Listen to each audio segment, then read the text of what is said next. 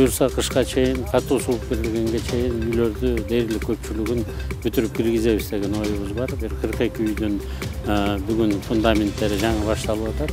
Тазалоо иштери, курулуш иштери жаңыдан башталып, калганын баарыныкы болсо ортолоп калды. Бирөө фундаменттери бүтүп, бирөө стеналарын бүтүрүп. Анан бул жерден бир топ ушу строительдер айтып атат, эми мурунку кум шагыл таштардын баасынын баары көтөрүлүп кетти. Рынок шарты иштеп атат да бүгүнкү күндө.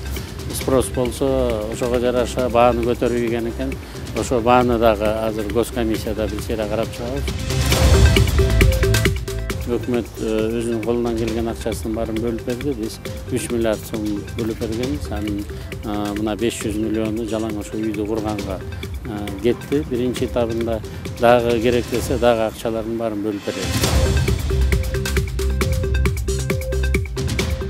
Керекке жарабай калган тамдардын баарын ордуна коюу боюнча бир топ тапшырмалар берилди. Ошонун ичинде 28 компания иштеп атат. Үйдүн баарын бир 60 күндө куруп бүтөбүз деген бир топ проблемалар чыгып атат. Эми биз бул жерден Оштон, Жалал Абадтан, кирпич заводдорунан жетишпей калса Өзбекстандан дагы алып келген боюнча мүмкүнчүлүктөрдү пайдаланып атабыз. Плита перекрытиялар дагы ошонун үстүндө иштеп жатабыз.